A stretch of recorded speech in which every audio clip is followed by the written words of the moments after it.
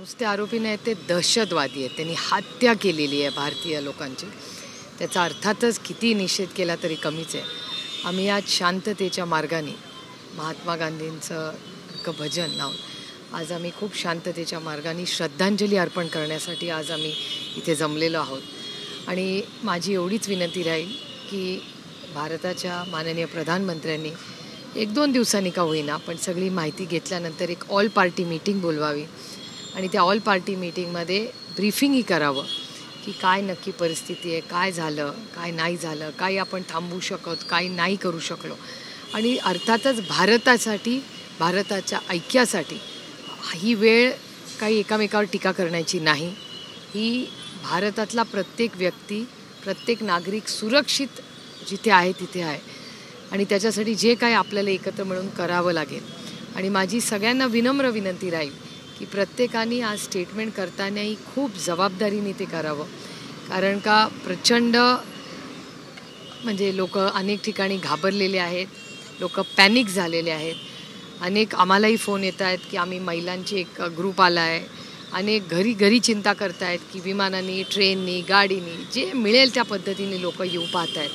पण माझी राममोहन नायडूजींना एवढीच विनंती राहील की आज चॅनल्सवर सारख्या बातम्या येत आहेत, लोकांचे फोन आम्हाला येत आहेत की जी विमानाची भाडी आहेत ती वाढलेली आहेत अशी बातमी येते. माझी विनंती राहील भारत सरकारला की स्टेट ट्रान्सपोर्ट असो, टॅक्सी सर्व्हिस असो, रेल्वे असो किंवा विमान असो, हे इतर कमी किमतीत नाहीतर शून्य म्हणजे सरकारने प्रत्येक जी व्यक्ती तिथे अडकलेली आहे त्याला सुखरूप घरी त्याच्या पोचवावं.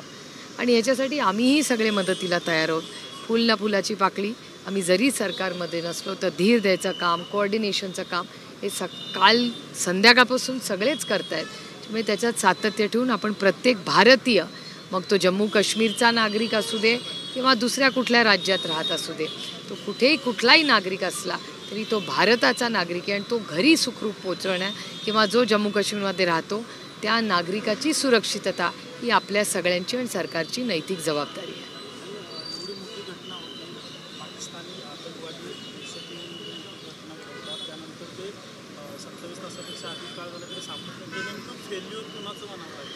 नाही, खरं आत्ता खूप लवकर होईल हे काही बोलणं, कारण का अजून आपण रेस्क्यू मोडमध्ये आहोत. पण वर्तमानपत्र आणि चॅनल्सवर अशा बातम्या येत आहेत, कारण का म्हणून मी म्हणलं की आम्हीही जबाबदारीने बोललं पाहिजे आणि सरकारने स्पष्टीकरण दिलं पाहिजे की जे वर्तमानपत्र आणि टी व्हीवर सांगितलं जातं आहे त्याच्यात 15 दिवसापूर्वी सरकारला इनपुट होता अशी बातमी येते तुमच्या सगळ्या चॅनल्समधून की जर 15 दिवसापूर्वी दिवसा पहलगामला हल्ला होईल असा जर इनपुट आला असेल तर मग ह्याची गंभीर नोंद ही माननीय प्रधानमंत्री घेतीलच अशी माझी अपेक्षा आणि विश्वास आहे. आणि या दहशतवादी हल्ला याच्यातून जे निर्दोष लोक जे सुट्टीसाठी, आनंदासाठी दिले गेले होते त्यांची जी हत्या झाली आहे त्याला कुणाला तरी जबाबदारी घ्यावी लागेल.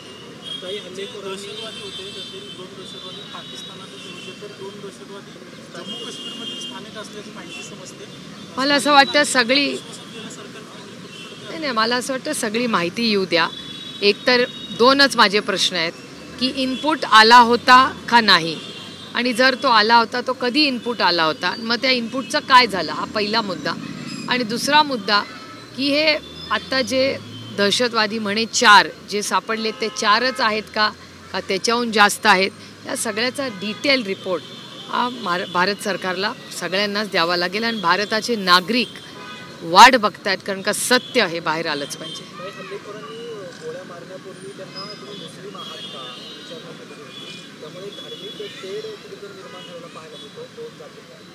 नाही, साहजिक आहे, अशा जेव्हा घटना होतात तेव्हा अस्वस्थता असते, दुःख असतं, राग असतो. कारण का तुम्ही विसरताय कुणाच्या घरातले करते पुरुष गेलेले, कुणाचे वडील गेलेत, भाऊ गेलाय, मेहुणा गेलाय. तुम्हीच काल संध्याकाळपासून चॅनलवर जे भयानक चित्र दिसतंय किंवा सोशल मीडियावर जे फोटो फिरत आहेत ते प्रचंड अस्वस्थ करणारे आहेत. आणि ह्या दहशतवाद्यांच्या विरोधात आपण ताकदीने लढलंच पाहिजे. आणि दहशतवादाच्या विरोधात 0 टॉलरन्स ही भूमिका सरकारची असलीच पाहिजे. प्रकाश आंबेडकरांनी काही वेळापूर्वी पत्रकार परिषद घेतली, ते म्हणाले आता युद्धाशिवाय पर्याय नाही. जी भूमिका इस्रायलने घेतली ती भूमिका भारताने घेतली पाहिजे. ताकद आहे, परंतु राजकीय नेतृत्वामध्ये तेवढी ताकद नाही. युद्ध हा पर्याय आहे. मी खरं सांगू, मी त्यांचं स्टेटमेंट ऐकलेलं नाही. पण आत्ता पूर्णपणे भारतात सगळे जे आपल्या नात्यागोत्यातले आहेत, आपल्या राज्यातले आहेत किंवा अनेक राज्यातले आपले लोक, ते घरी सुखरूप जाणे आणि स्थानिक जम्मू काश्मीरमधला जो नागरिक आहे, रहिवासी आहे, कष्ट करणार आहे, त्याची सुरक्षितता हे पहिलं माझं तरी प्राधान्य आहे. आणि जरूर ज्याचे अनेक मतं आता येतील पुढच्या काही दिवसात, मला वाटतं भारत सरकारने ह्याच्यावर स्पष्टीकरण दिलं पाहिजे. प्रकाश आंबेडकर म्हणतात की या सगळ्या घटनेला धार्मिक रंग द्यायला नको, जे गेलेले आहेत ते भारतीय आहेत हा पहिला विचार करा. तुम्हाला काय वाटतं या घटनेत हिंदूंना टार्गेट केलं गेल्याचं दिसून येतं? मला असं वाटतं की सगळी माहिती येऊ द्या, जशी माहिती अजून येईल. आता मला असं वाटतं लोकांची सुरक्षितता, जम्मू काश्मीरच्या लोकांची सुरक्षितता आणि तिथे जे आपले सगळे जे कोण नाती गोती आपले सगळे लोक तिथे पर्यटक म्हणून गेलेले आहेत, या प्रत्येक भारतीयाची सुरक्षितता ही आता प्राधान्याने आहे. 2-3 दिवसात ह्या सगळ्या गोष्टी जेव्हा सेटल होतील तेव्हा मला असं वाटतं ह्याच्यावर जबाबदारीने सगळी माहिती घेऊन मी जरूर तुमच्याशी बोलेन.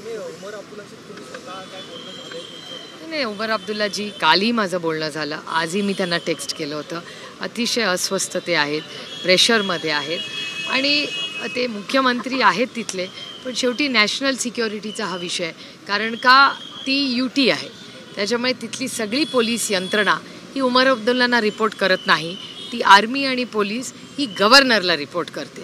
त्याच्यामुळे ते मुख्यमंत्री आहेत, पण नॅशनल सिक्युरिटी किंवा तिथली स्थानिक पोलीस यंत्रणा आणि आर्मी ही सगळी ही गव्हर्नर साहेबांकडेच रिपोर्ट होतो. त्याच्यामुळे ह्या बाकीच्या या सगळ्या गोष्टींचं रिपोर्टिंग हे माननीय गव्हर्नर साहेब आणि दिल्लीला हेच आपल्याला विचारावं लागेल.